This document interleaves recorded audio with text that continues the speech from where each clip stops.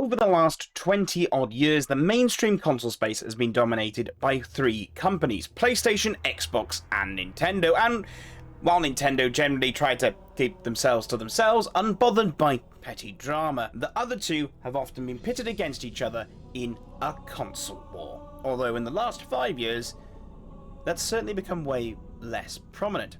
And it can only be described as a week of Sony and Xbox playing top trumps over some pretty bad choices. Xbox arguably had the news that is the most damaging to the brand in the long term, and that's what we're going to get into here.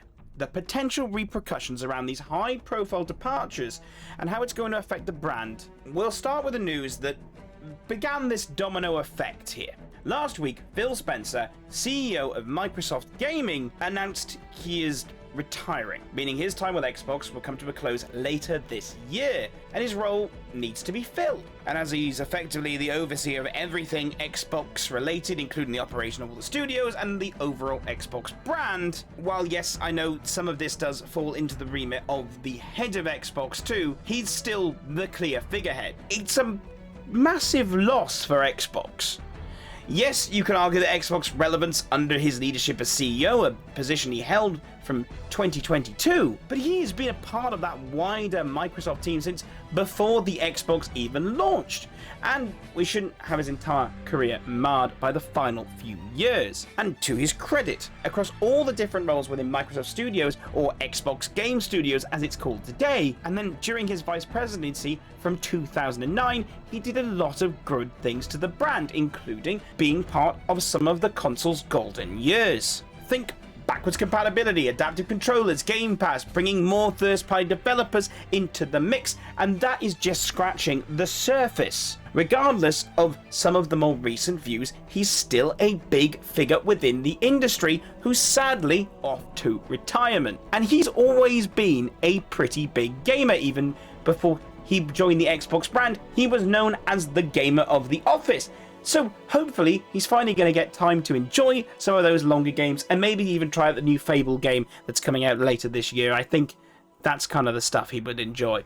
And naturally, there was always going to be an expectation on who would eventually take over his role when he inevitably retired. And that person was Sarah Bond, who was the president of Xbox, and is considered to be the logical successor to Phil Spencer in the top job as CEO of Microsoft Gaming, and obviously had quite a good idea on what the Xbox brand was about. So kind of the important thing there. But now she's also resigned, and announced this on the same day, I might add. She did put out a rather lengthy post on LinkedIn that's kind of been shared via different online sources now. The by and large of it is, she particularly wanted to celebrate her role within the acquisition of Activision Blizzard back in 2023, and all the work they had to do in the year prior to get it through the FTC case. And yes, while her message also thanked Phil for his mentorship, it's strange that she was looked over for the top job considering the work she put into Xbox. And the fact she was awarded a visionary award due to her contribution to the industry from GamesBeat. It almost feels like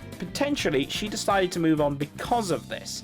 Because why wasn't she picked? There's no clear logical reason. Is it a sign that Microsoft are wanting the gaming division to move in a different direction? Or was she approached and didn't like the direction Microsoft want Xbox to go in and decided to leave off their own volition as they were no longer on the same page? Now, it could all be likely, and that's where the third party in all of this comes into play, and that is Asha Sharma, the newly appointed CEO of Microsoft Gaming. And compared to Phil Spencer, who was a pretty outspoken gamer, as far as we know, Asha is less ingrained in the gaming space. Which, yes, it is a shame, and might speak against them knowing what gamers want to see, but being a gamer is not part of the job description of a high-level executive. Let's just remember that fact, right? Most of these jobs are based on prior experiences that they offer in the field, and that is where the controversies really start to sneak in. She's been working within Microsoft for around 2 years, while also being a board member of Home Depot. People don't really seem to mind that bit, but it's her work within Microsoft, as she was the president of Core AI. You see why people might be a bit skeptical about the pick now, because I certainly do. Now, it didn't take long for people online and internally to make the connection, but Microsoft were prepared with an official statement over on Microsoft's website with a piece from not just the CEO of Microsoft overall, but also Phil Spencer and, of course, Asher Sharma, to get three sides of the same story, basically. And in Asher's statement, they alluded to the AI concerns very clearly, namely in this quote: "As monetization and AI evolve and influence this future, we will not chase short-term efficiency or flood our ecosystem with soulless AI slop. Games are and always will be art, crafted by humans and created with the most innovative technology provided by us." Now, to me, this looks a bit like damage control, but surely they must have been aware what they were doing. And of course, within the space right now, there is a growing fear and disdain for AI within the video game space, and generally in most areas with a highly creative influence, as well as within environmental groups due to the environmental concerns and water conservation efforts. Now, the major issue most people have with AI is actually generative AI tools. Now, these generally steal from other people's work to create rather soulless and bland pieces.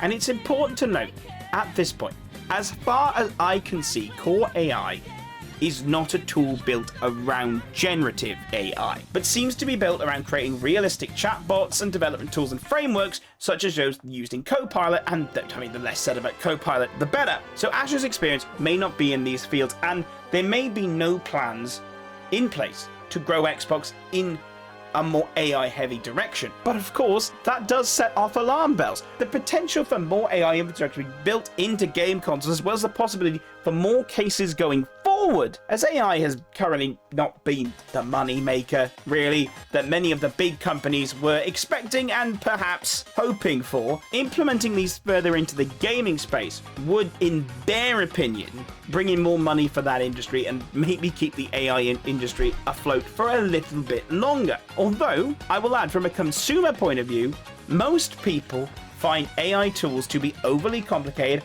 and seem to have an adverse effect, as people often shy away from it, not just from ethical reasons and moral reasons, but also complexity reasons, as they don't understand what the AI is supposed to be doing. The other alternative we have here, though, and it's no secret that Xbox has been moving towards this play anywhere mentality, and that could also be a reason for Phil Spencer's retirement, as it's kind of hard to argue you are making the best product if there's not really much reason to buy your product when all your games are coming to major competitors, albeit with a bit of a gap, to be fair, but that gap has been closing, and for games like Call of Duty, they are pretty much simultaneous now. And of course, all Xbox games are launched on PC the same day, a strategy not shared by Sony. So particularly with the shift in almost acting as a third-party publisher, likely an effort to make back a lot of the money they made from the rather costly investments in Bethesda and Activision Blizzard over the last few years. And as console development can be very costly, and while we don't know the exact amount of consoles sold up to date, we can base it off the numbers I found, even if they are slightly out of date. So around 29 million Xbox Series have been sold as of 2024, compared to around 75 million PlayStation 5s as of 2025. Yes, there's a clear data with a year more on PlayStation side, but there's a difference there. And ideally, with more up-to-date numbers, we'd have a much clearer idea on what the gap could be, but is that gap scaring Xbox? Because most consoles will also be sold at a loss. Let's just remember that fact. You kind of want to sell more consoles to hopefully get more people into the ecosystem and hopefully therefore make a higher return on your investment. It's highly likely that with a new CEO and the fields they worked in, Xbox could be signaling the end of the Xbox console as we know it, as it moves over to the more PC gaming space, or as an app in your smart TV, living solely as an icon on our screens. While we can't necessarily judge someone based on their prior jobs, it does usually give us a bit of an insight into what expertise they're going to bring. And while confidence isn't being filled right about now, there are also other stakes at play. I have not even mentioned that Microsoft and Xbox have had numerous communication failings over the years, and at the end of the day, most of these decisions are likely coming from places higher up within Microsoft. And while we have to be mindful that the eyes are now on Xbox, as this is a choice that is raising some significant eyebrows, and most people have already made up their minds.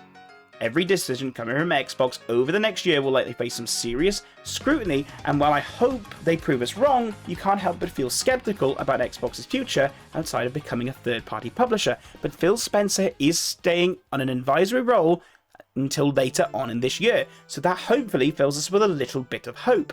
But I doubt he's going to have much of a say going forward, really. So with how much revenue and its overall importance to Xbox, it's kind of worth noting about Game Pass. It's mainly a thought for another day, but in this context, the games on the service have to be licensed for X amount of time for X amount of money. So yes, developers are still getting paid, arguably less than what they'd get if people purchased it outright, but then for smaller indie titles, it gives them an opportunity to reach a new audience that don't have to necessarily pay for it while still making money. But it's not the best for some of the bigger AAA games, particularly in internal sense, because technically they're not going to make any money, particularly if they're released day one on Game Pass. And yes, I know some people will buy the game separately, but on paper, most people are going to be playing it through Game Pass. And while Game Pass might be a gamer's holy grail, it certainly leaves a lot to be desired from a developer's point of view. And in the long term, this could mean that there is less investment in the studios and sadly could lead to more closures in the long run, particularly if Microsoft are unhappy with the overall financials coming in after how much they have put out in the terms of studios. And it's obviously a likely factor in more games being released on a multi-platform basis to recoup that cost, because that financial hole from the purchase of Bethesda and Activision alone being close to $70 billion. Yeah. Well, is this the death of Xbox, or is this the death of the Xbox as we know it? Or are they just limping forward, hoping to find a new lease on life? Are Microsoft looking at something that could revitalize that Xbox brand and hopefully increase the install base going into the next generation in the next few years? Let me know your thoughts down in the comments below, and remember to like this video and subscribe. And of course, if you want to catch me live, I'm live 4 times a week over on Twitch at twitch.tv/the_untitled_gamer, and I'm sometimes live here on YouTube as well. So make sure you hit that subscribe button, and we'll see you in the next one. Bye!